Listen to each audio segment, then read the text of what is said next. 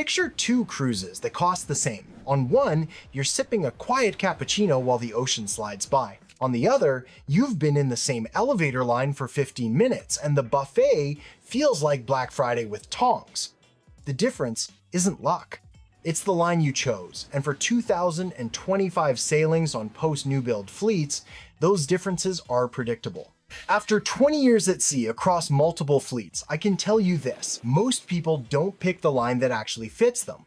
Not because they're careless, because brochures blur the real trade-offs. Some lines are built for non-stop energy. Others reward people who love quiet corners and good coffee. A few look glamorous from 20 feet away and fall apart when you lean in.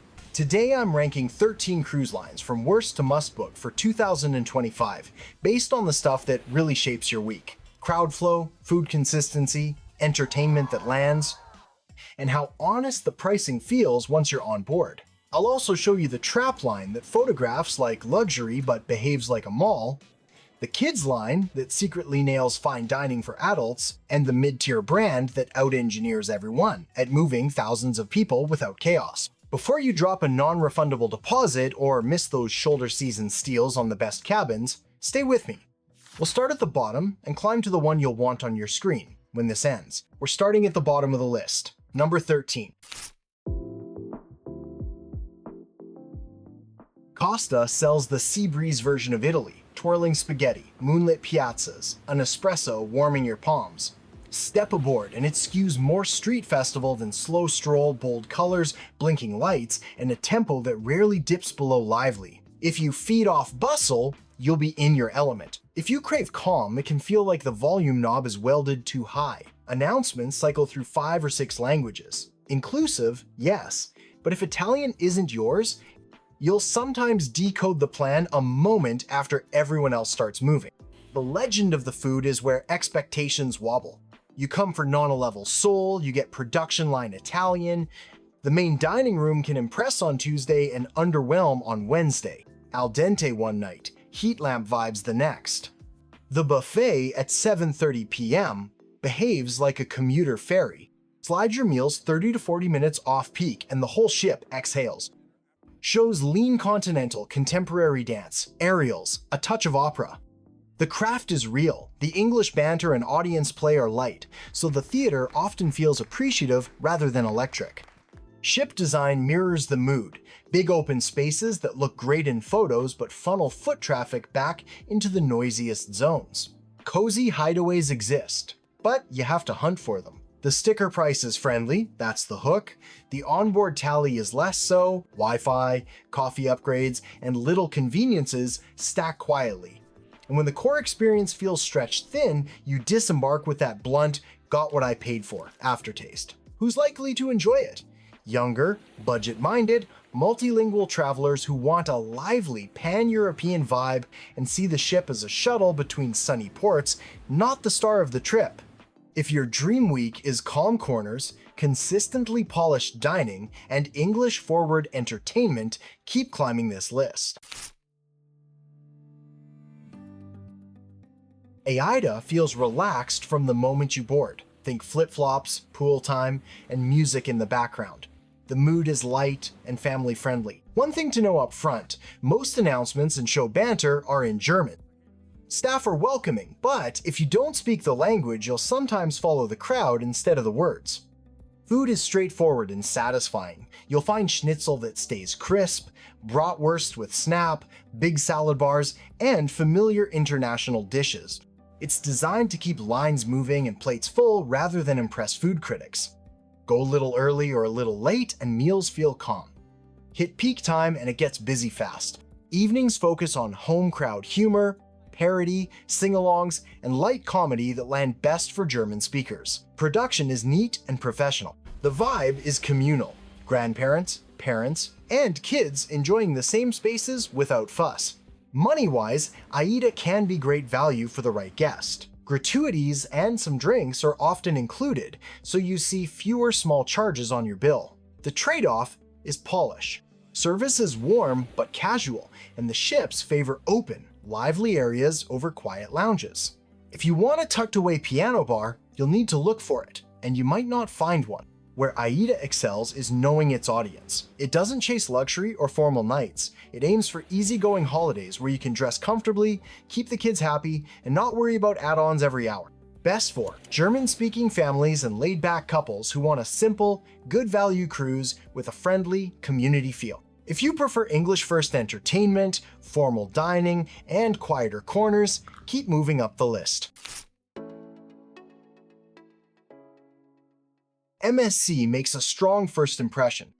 The ships look modern and glamorous, crystal-style staircases, tall atriums, long indoor promenades, and the crowd is truly international, which gives the week an energetic, global feel.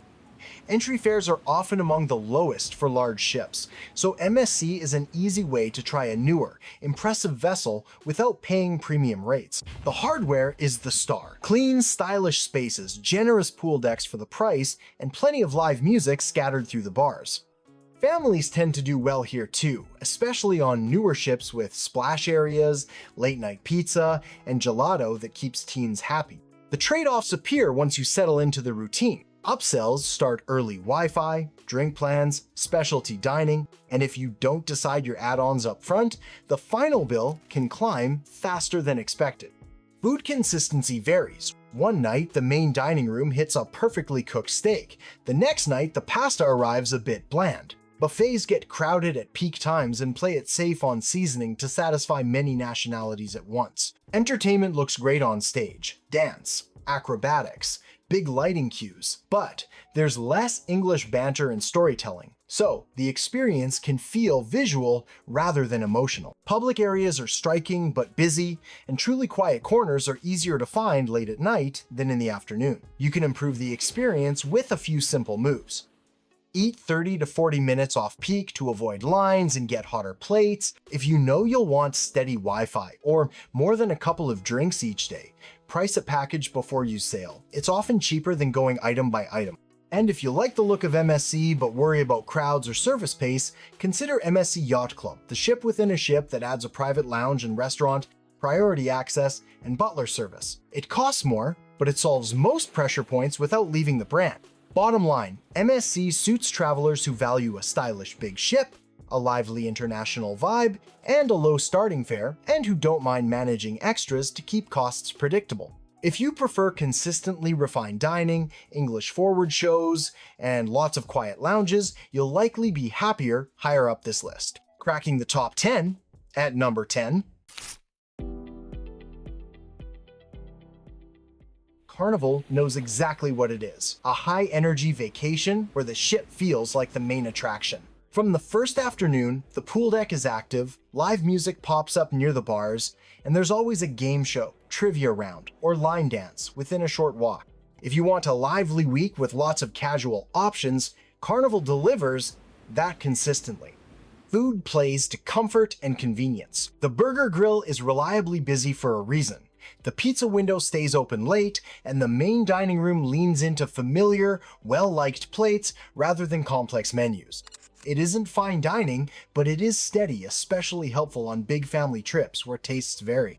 If you're sailing on one of the newer ships, the extra fast casual counters at lunch help spread the crowd, and a quick walk to a less central venue often cuts your wait in half. Evenings are where Carnival stands out for mainstream entertainment. The comedy clubs fill early and turn over multiple sets a night, so you can catch a family-friendly show and come back later for the adult set. Theater productions are built for fun more than spectacle, with playlists and themes most guests know. Bars sit where people already gather, so you can move from music to comedy to a late snack without feeling like you're crossing a convention center. The price-to-fun ratio is strong. Base fares are usually friendly, and you can have a full week without buying many add-ons if you're happy with included dining and tap water, tea, or lemonade.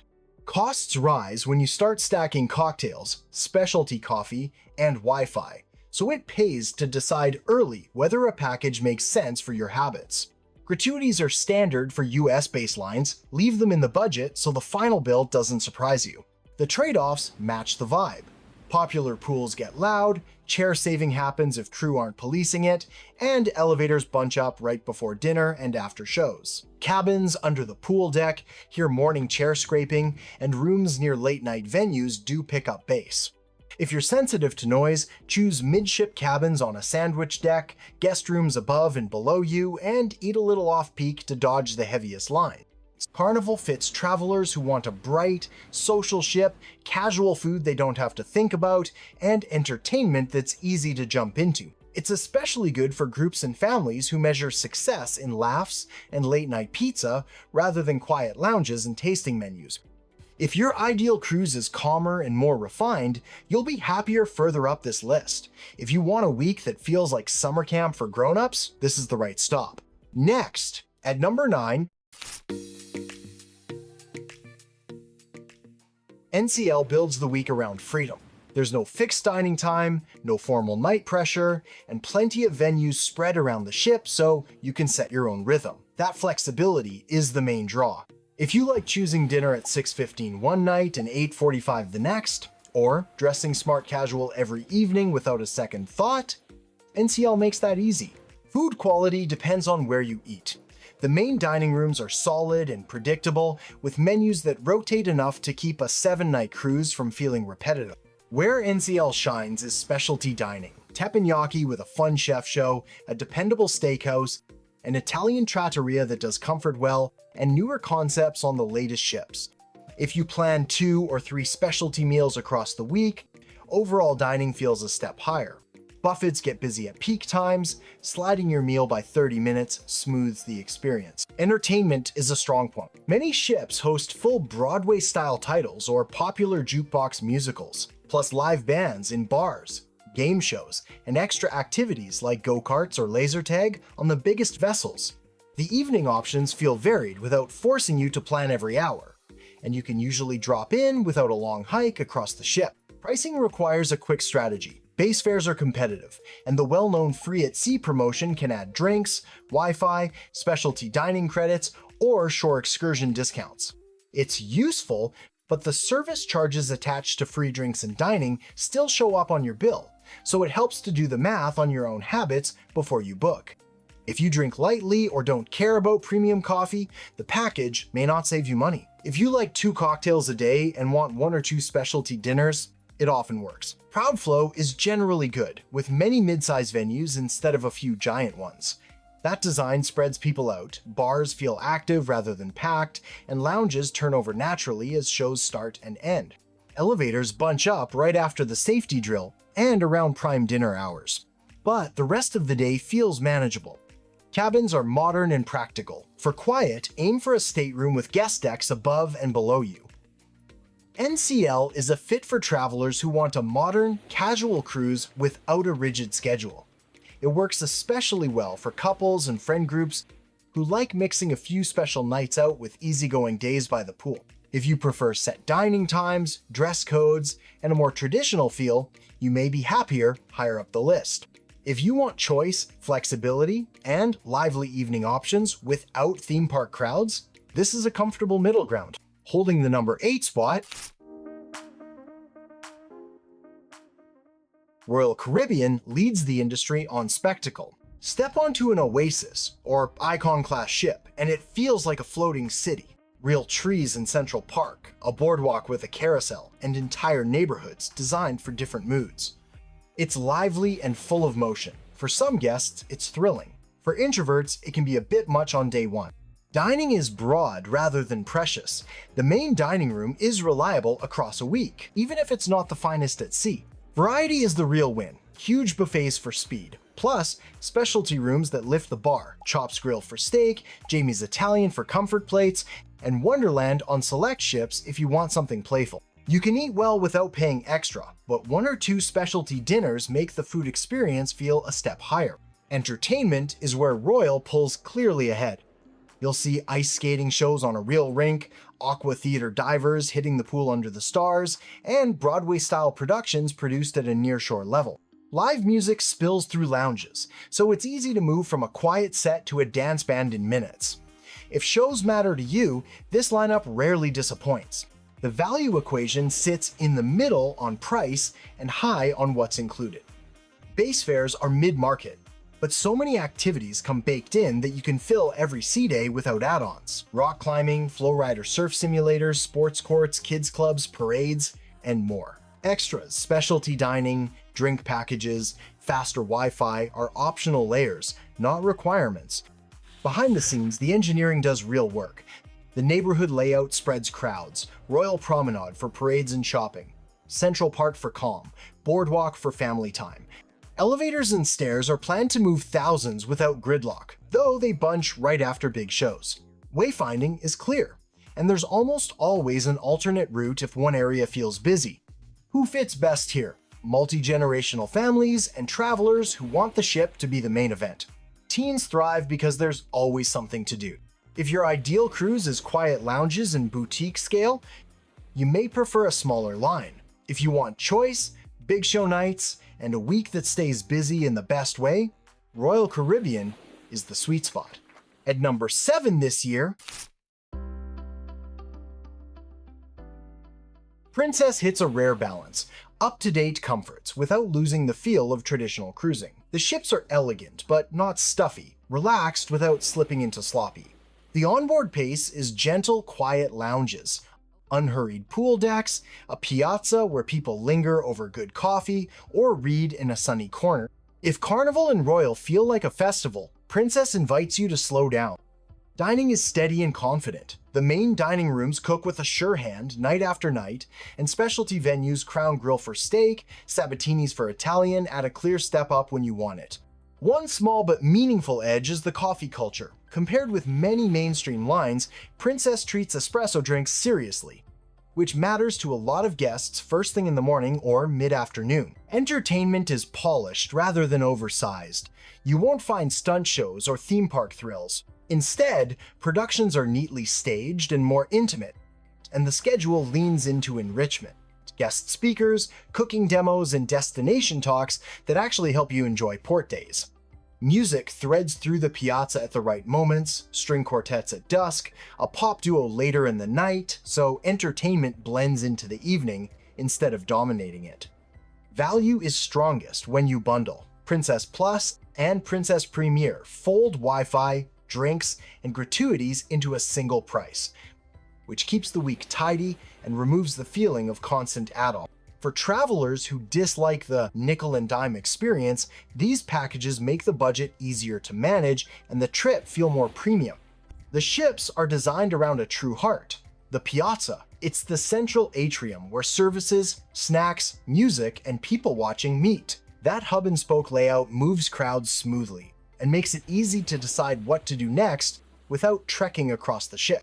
Public rooms are thoughtfully placed, with plenty of calm corners and lounges that feel grown-up. Princess, suits, couples, empty nesters, and any traveler who prefers a restful week focused on destinations and learning rather than constant spectacle.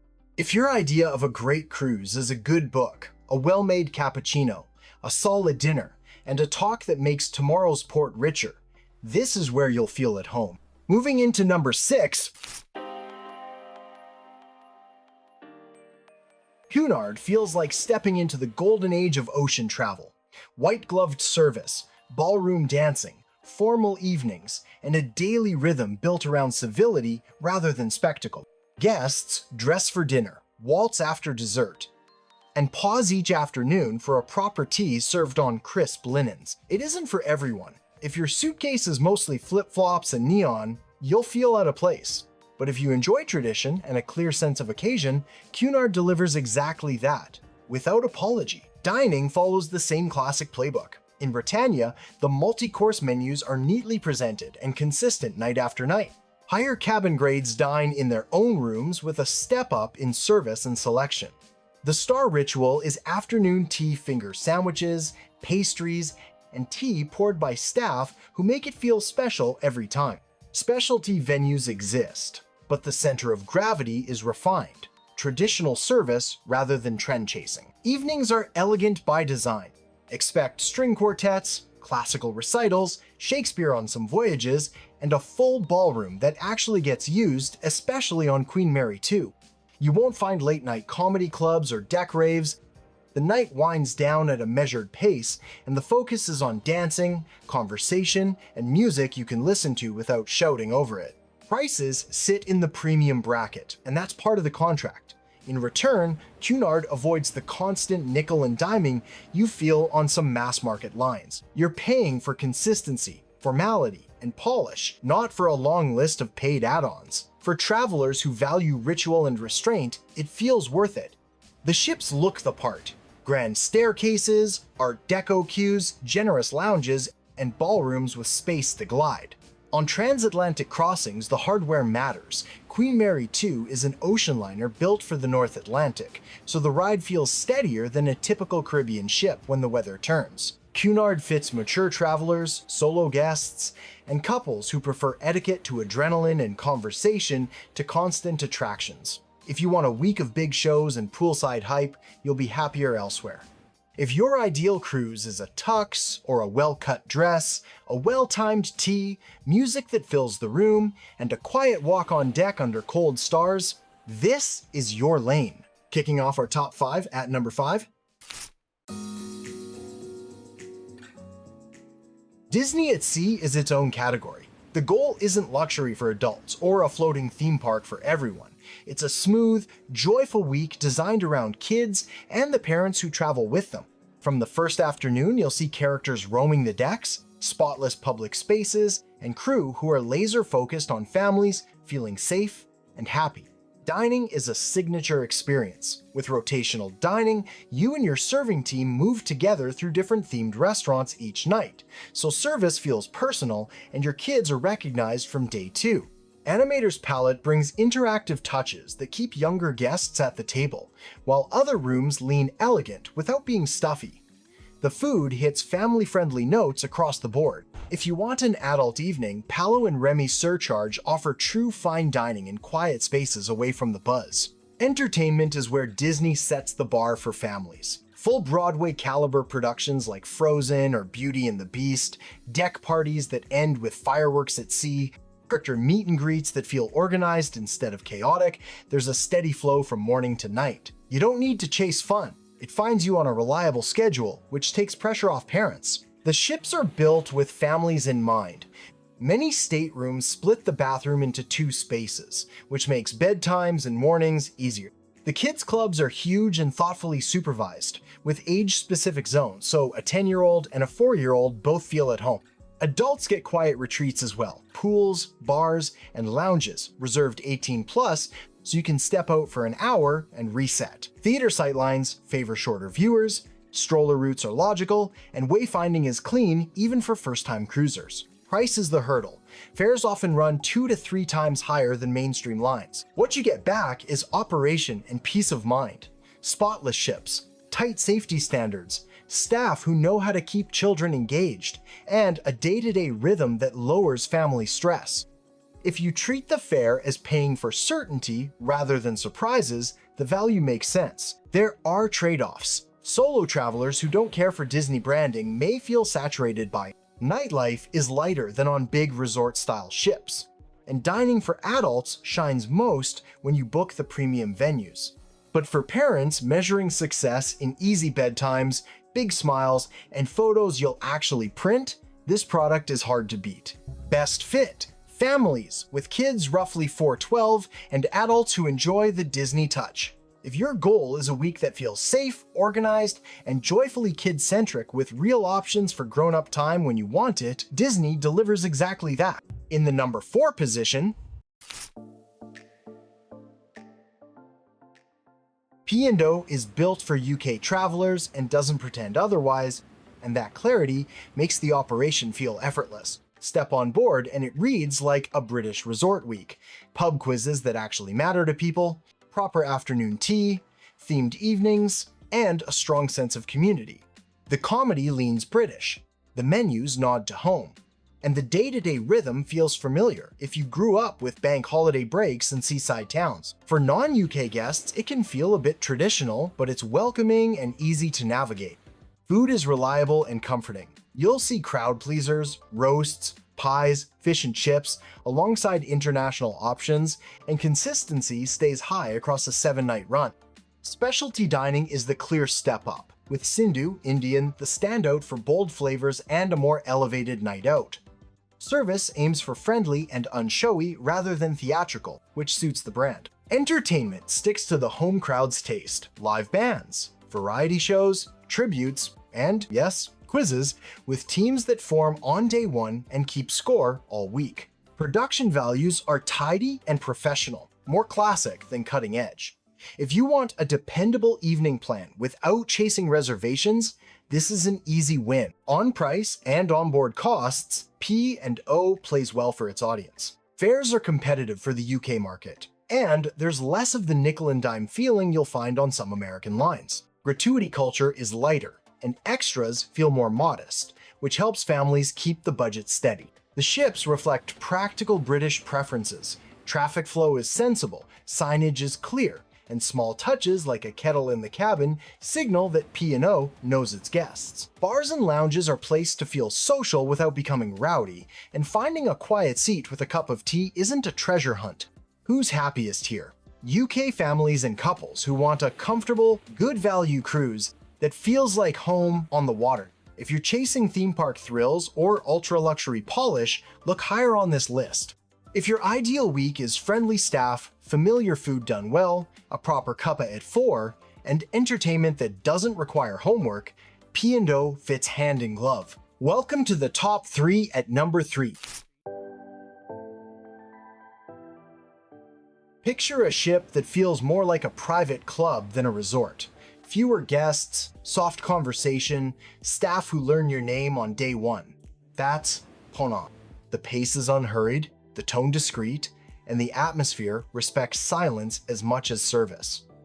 You're not escaping life with noise, you're refining it with calm.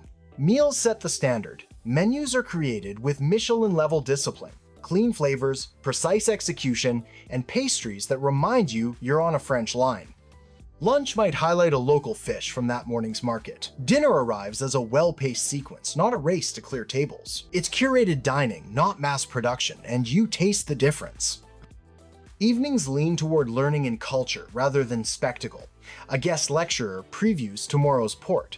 A small ensemble plays to a seated audience. You'll find destination talks, photography sessions, or a tasting that connects the bottle to the coastline you're sailing past. The goal isn't to fill time, it's to deepen the trip. Pricing is simple, even if the fare is high. Drinks, Wi-Fi, gratuities, and often flights are included on select itineraries. So there's very little "what will this cost?" thinking once you're on board. Value comes from scale and service, fewer people, more attention, not from chasing discounts. The ships are compact and purposeful. Lounges feel polished without being flashy. Open decks are arranged for views first, not crowds. On expedition routes, the embark area for Zodiacs is efficient and well-staffed, so getting ashore feels smooth and safe. The hardware serves the itinerary instead of stealing the show. Who fits Ponant? Well-traveled guests who want small ship privacy, serious cuisine, and itineraries with character. Arctic Light, Mediterranean Islands, Kimberley Cliffs, without nightclub noise or theme park tricks. If your perfect evening is a well-made dessert, a thoughtful talk, and a quiet deck at twilight, this is where your week clicks into place. Runner-up at number 2, Coral Expeditions puts authenticity first. This Australian line runs compact expedition ships to hard-to-reach places. The Kimberley's rust-red cliffs, remote stretches of the Great Barrier Reef, Cape York, and beyond. The mood on board is relaxed and communal, more expedition team than resort crowd.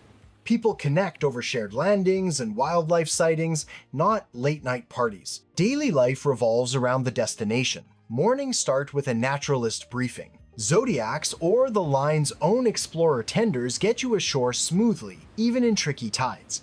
Instead of Broadway, your evening is a talk on reef ecology or Kimberley rock art, sometimes a small cultural performance hosted by local partners.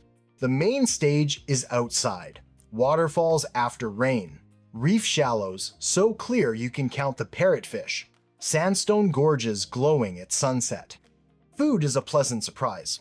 Menus, lean fresh and regional, think grilled barramundi, tropical fruit that tastes like it was picked that day, and well-executed local specialties. Dishes carry a sense of place, and service keeps pace without fuss. Cabins are practical rather than plush, but public spaces are clean. comfortable, and built for views and conversation. Pricing sits in the premium tier, yet it's refreshingly simple.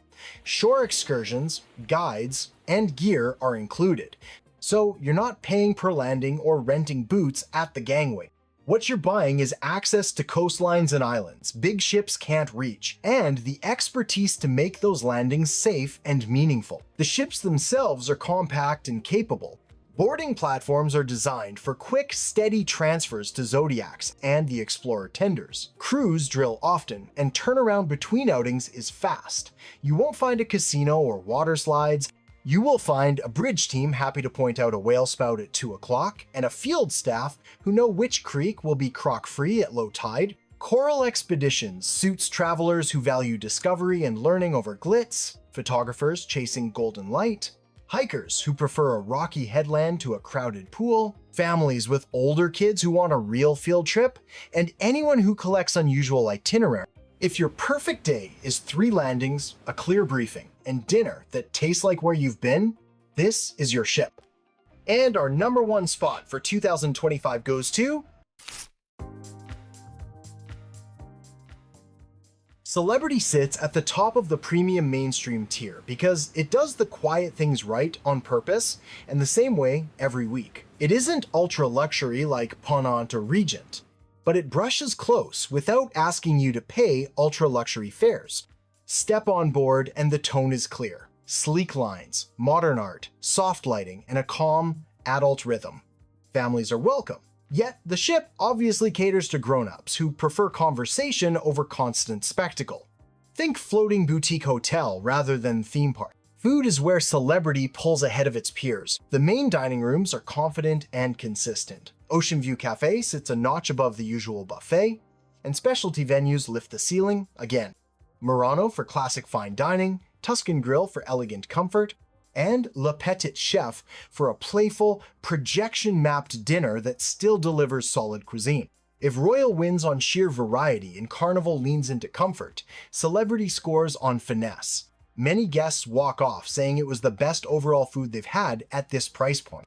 Entertainment follows the same philosophy, enough and well curated. You'll get contemporary production shows with strong vocals and choreography, thoughtful enrichment talks, and polished live music in spaces designed to sound and feel good. A schedule keeps your evenings full without blasting you from one loud headline to the next. The value story makes sense if you like things bundled. Fares sit above Carnival or Royal, well below luxury, and the always included model folds drinks, Wi-Fi, and gratuities into a single price. That keeps the week tidy and reduces the drip of small upsells that turn some cruises into spreadsheets. Edge class design is the clincher.